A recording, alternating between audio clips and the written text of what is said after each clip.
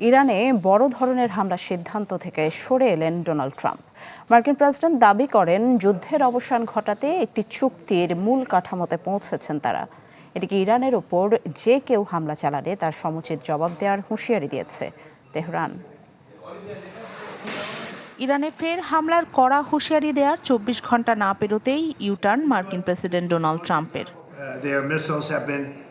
নিজের সামাজিক যোগাযোগ মাধ্যম ট্রুথ সোশ্যালে এক পোস্টে তিনি জানান, দ্রুত একটি চুক্তিতে পৌঁছানোর আশায় ইরানের ওপর হামলা স্থগিতের সিদ্ধান্ত নিয়েছেন তিনি। বলেন, আসন্ন চুক্তিতে তেহরানের পারমাণবিক কর্মসূচি পুরোপুরি বন্ধ করা এবং হরমুজ প্রণালী পুনরায় খুলে দেওয়ার ব্যাপারে অগ্রগতির বিষয়ে সম্ভাবনার কথা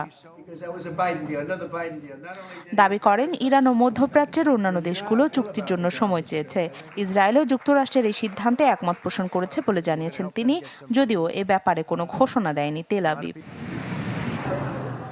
এদিকে ট্রাম্পের নতুন করে হামলার হুমকির কড়া জবাব দিয়েছে ইরান।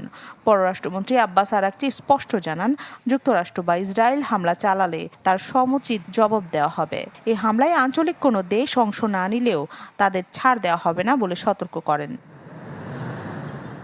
এছাড়া ইরানের রাষ্ট্রায়ত্ত গণমাধ্যম থেকে দেয়া হয় আরও কঠোর বার্তা। বলা হয়, জ্বালানি অবকাঠামো আক্রান্ত হলে সৌদি আরব এবং সংযুক্ত আরব আমিরাতের তেল ক্ষেত্রে হামলা চালাবে তেহরান। কাতার ও ইসরায়েলের গ্যাস ক্ষেত্রগুলোও পুড়িয়ে ছাই করে দেওয়ার হুমকি দিয়েছে ইরান।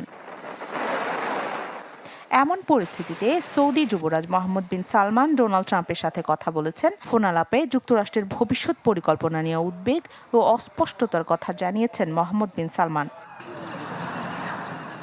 রাখি জেসমিন, চ্যানেল 24।